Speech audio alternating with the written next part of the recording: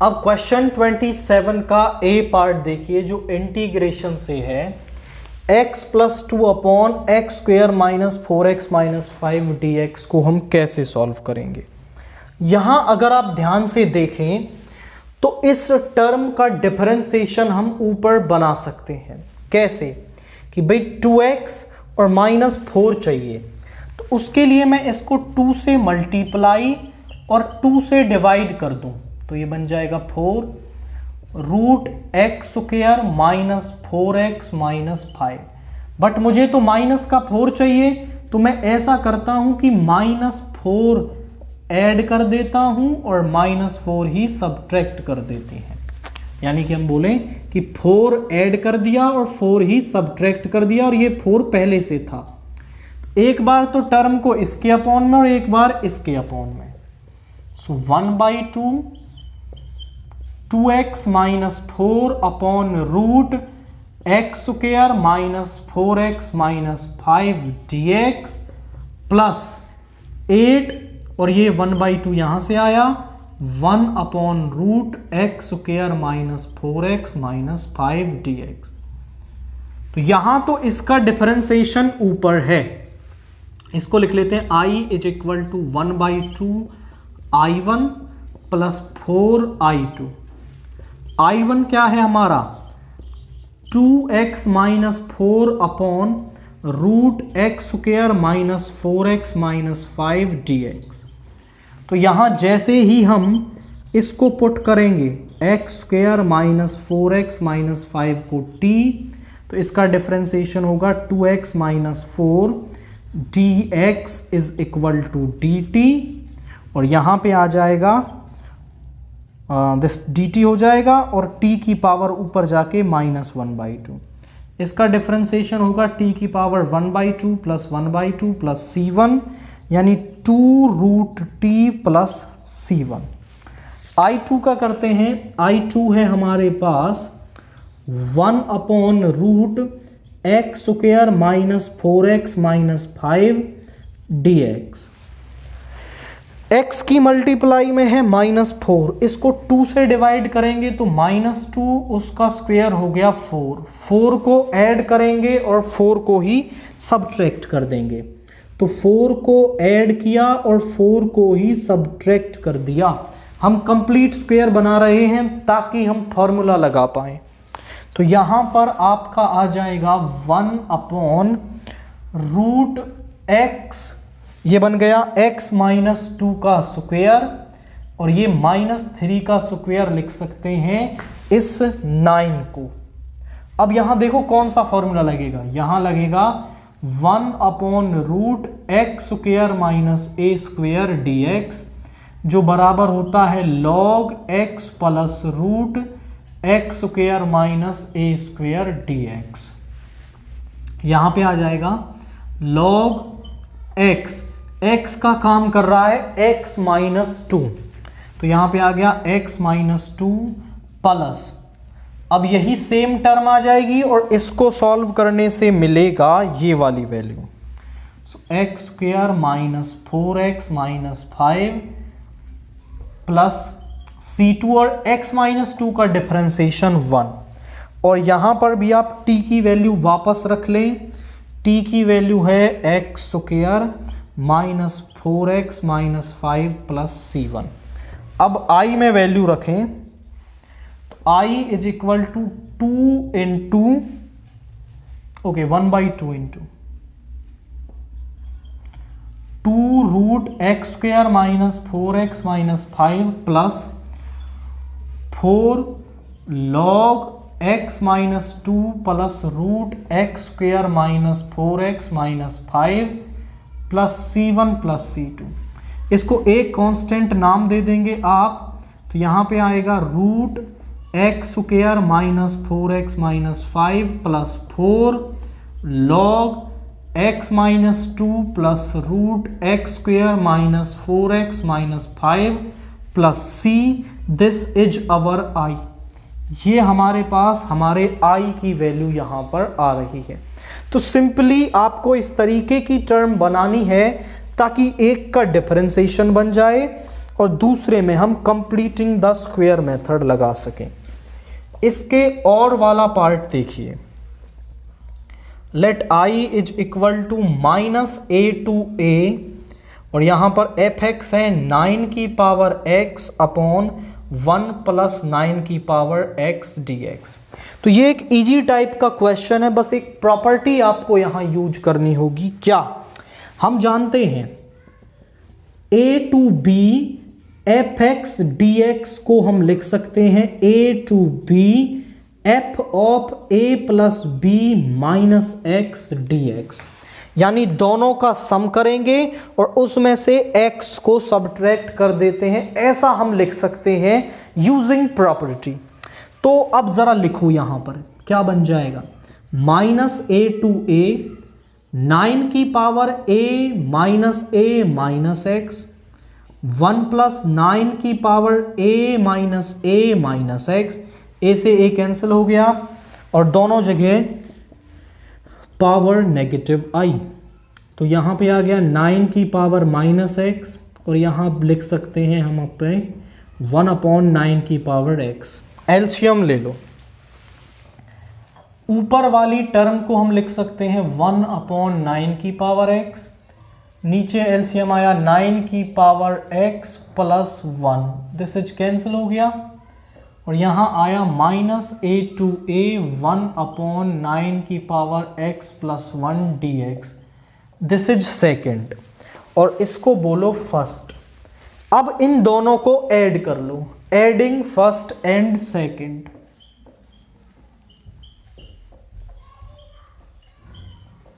तो क्या हो गया i plus I is equal to minus A to A, दोनों का एलसीएम सेम है और यहां पर है आपका 9 की पावर x, यहां पे 1 dx कैंसिल हो गया, 1 का इंटीग्रेशन होता है x और यहां आ गया 2i। लिमिट्स को रखें, ये आ गया 2a, 2 से 2 कैंसिल हो गया, i is equal to a। तो इस इंटीग्रेशन को सॉल्व करने से जो वैल्यू हमारे पास आई है वो है यहां पर a।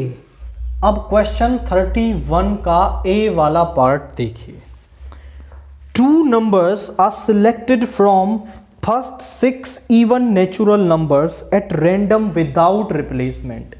उनमें से आपके पहले 6 इवन नेचुरल नंबर्स में से 2 नंबर्स विदाउट रिप्लेसमेंट चूज किए जाते हैं। If x denotes the greater of 2 numbers selected, find the probability distribution of x। तो आप समझिए, first 6 natural numbers, first 6 natural number वो कौन कौन से हो गए हमारे, वो हो गए 2 4 6 8 10, 1 2 3 4 5 और एक ये छठवां हो गया। ये 6 नेचुरल नंबर्स हैं जिनमें से हम 2 नंबर्स सिलेक्ट कर रहे हैं। अब आप देखें कि वो कह रहा है कि x denotes the greater of 2, उनमें से बड़े वाले का रैंडम वेरिएबल है, तो यहां पर 2 नंबर्स कैन बी चूजन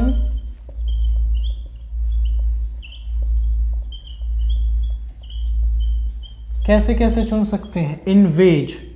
उसके तरीके कितने हो सकते हैं, पहला नंबर 6 में से कोई भी चुन सकते हैं, दूसरा अगर एक चुन लिया उसको वापस नहीं डाला गया क्योंकि विदाउट रिप्लेसमेंट हम काम कर रहे हैं, तो यहां आएगा 5, यानी 30 वेज से हम 2 नंबर चुन सकते हैं। अब आप देखें, let x denote the random variable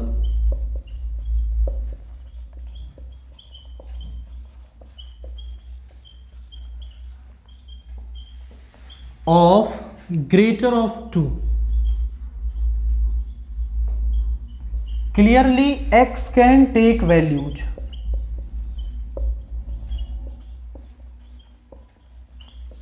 तो x की वैल्यूज क्या क्या हो सकती हैं, मतलब x उनमें से बड़ा है।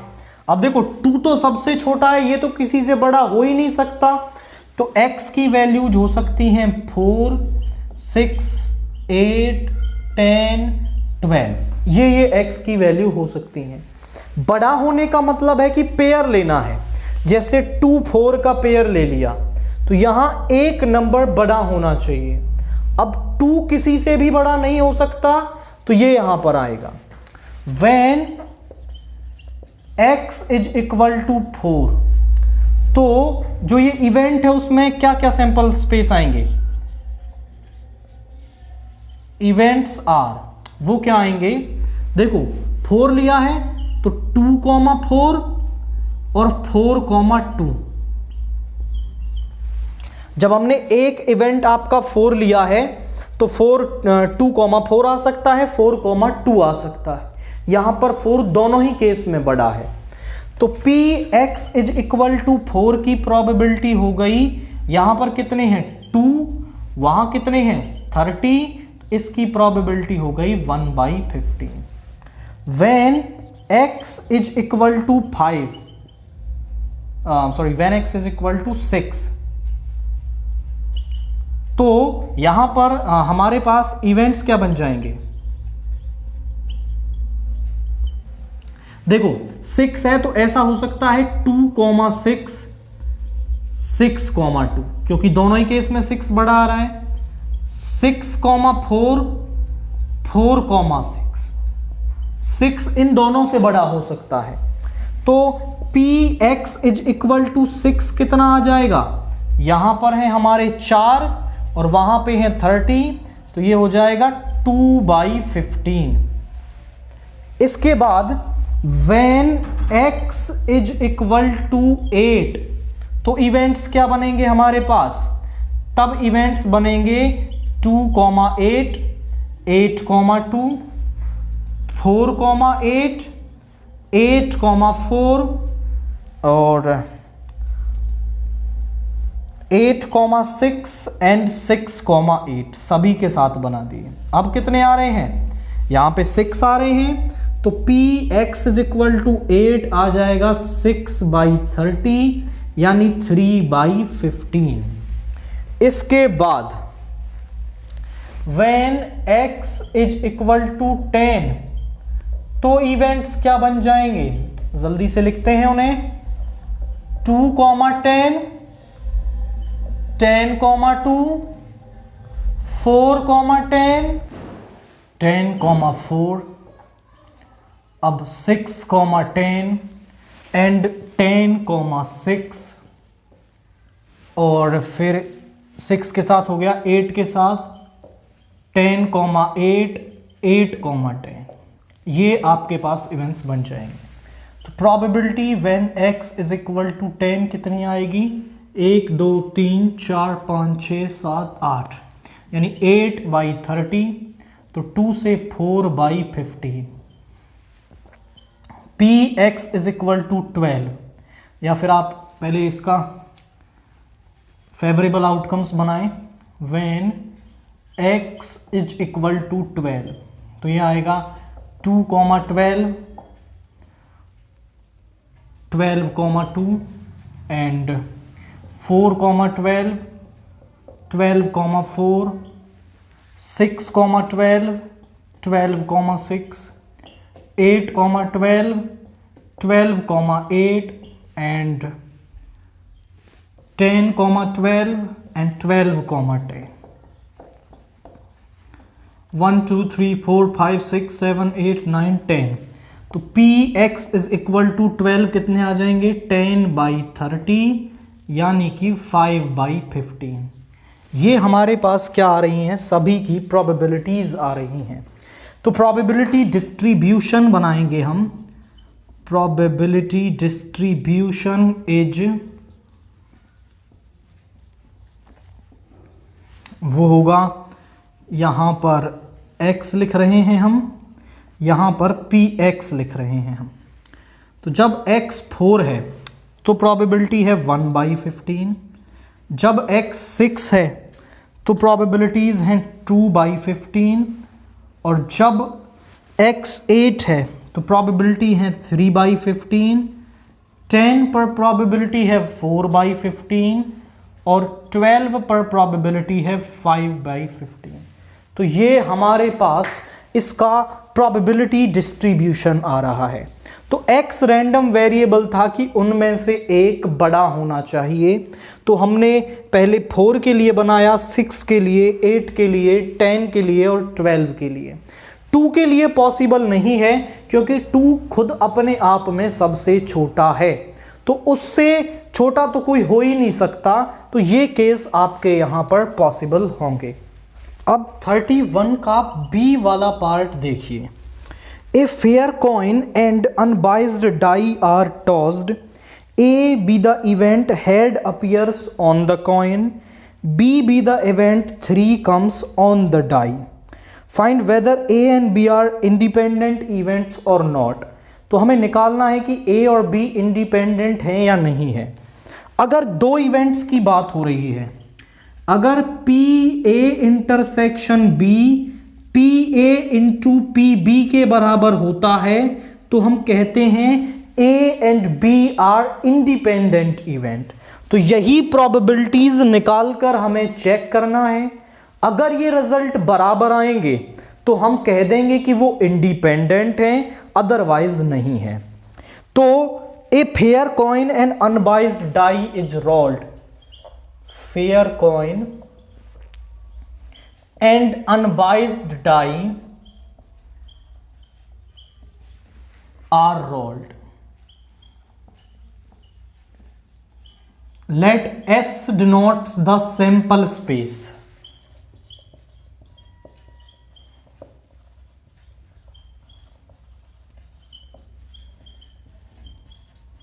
तो सैंपल स्पेस क्या बनेगा? देखो, हम एक कॉइन उछाल रहे हैं और एक डाई उछाल रहे हैं, तो हो सकता है हेड आए 1 आ जाए, हेड के साथ 2 आ सकता है, 3 आ सकता है, 4, 5, 6, या फिर टेल के साथ 1 आ सकता है।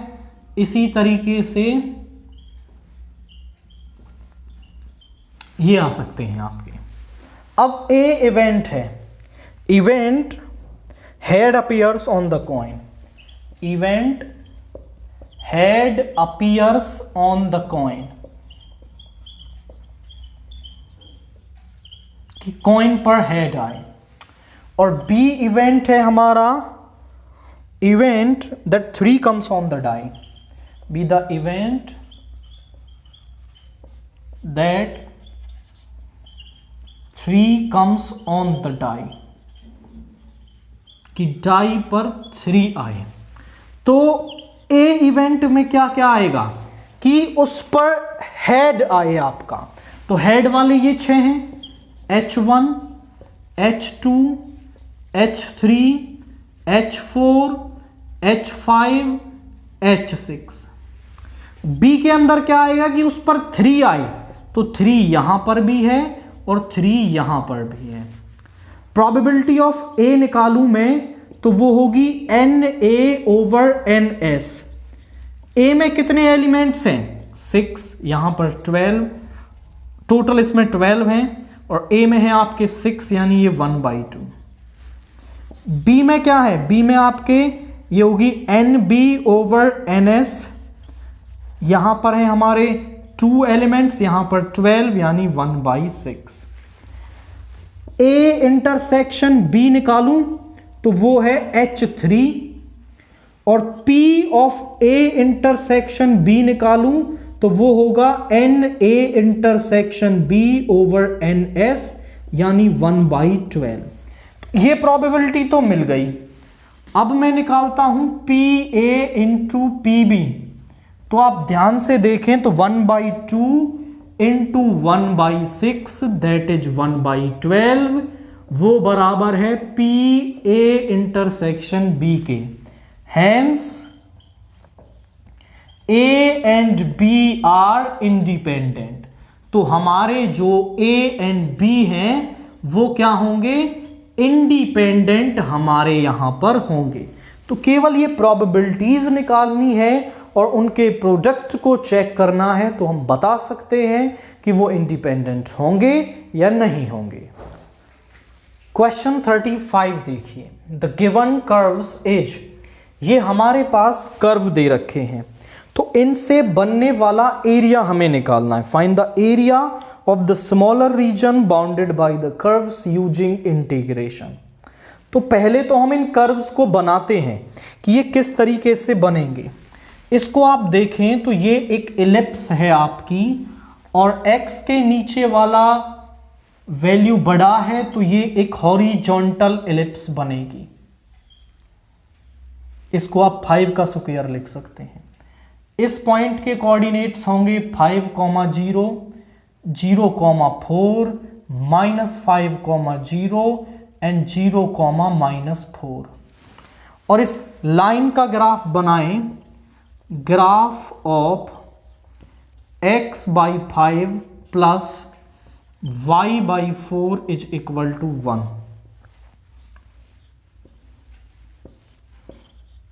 x को 0 रखेंगे तो y4, y को 0 रखेंगे तो x5, यानी 0, 4 ये पॉइंट, 5, 0 ये पॉइंट, इनसे ये लाइन बनेगी।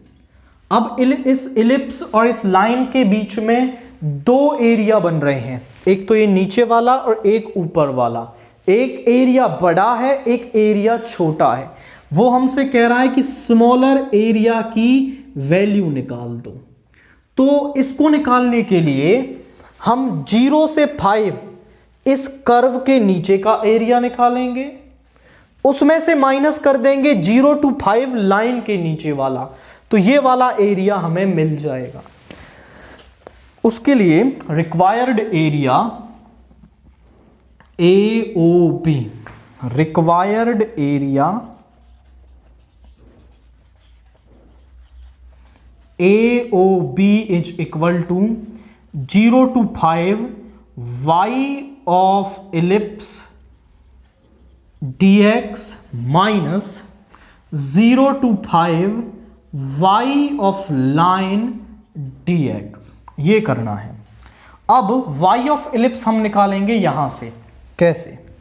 इसको इधर ले आओ, y² / 16, यहां हो जाएगा 1 - x² / 25। इसको लिख सकते हैं हम 25 - x² / 25। 16 को इधर ले आओ तो 16/25 इंटू 25 - x²। स्क्वायर को इधर लाएंगे तो 4/5 √5² - x²। वैल्यू प्लस माइनस आएगी, बट हम केवल प्लस वाली वैल्यू लेंगे क्योंकि हम फर्स्ट क्वाड्रेंट में हैं, वहां पर y पॉजिटिव होता है। y ऑफ लाइन हम निकालेंगे यहां से, x को इधर ले जाओ, y/4 is equal to 1 - x/5, यानी 5 - x/5।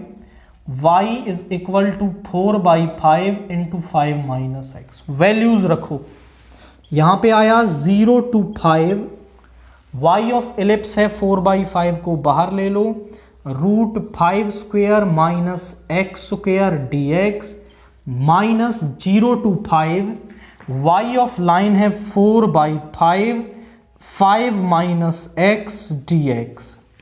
यहां पर फॉर्मूला लगेगा इंटीग्रेशन का, a² - x² का इंटीग्रेशन होता है x/2 √a² - x² plus a²/2 sine inverse x/a plus c। ये फॉर्मूला, और यहां तो डायरेक्ट हो जाएगा। यहां फॉर्मूला लगाएं तो 4/5 x/2, यानी कि x/2 √25 - x² प्लस a² यानी 25/2 sine inverse x/5 0 to 5 minus 4/5, 5 का हो जाएगा 5x माइनस x का हो जाएगा x²/2 0 to 5। अब यहां पर 4/5, 5 जब रखेंगे तो 0 बन जाएगा, प्लस 25/2 इंटू साइन इनवर्स 5/5, और जब 0 रखेंगे तो ये 0 प्लस 25/2 साइन इनवर्स 0 माइनस 4/5, यहाँ आएगा 25 माइनस 25/2 और माइनस में सब कुछ 0। तो हमने लिमिट्स रख दी, upper limit minus lower limit. यहां पर देखो 4/5 25/2 साइन 1 किस पर होता है, तो इस 1 को मैं ऐसा लिख सकता हूं साइन π/2 माइनस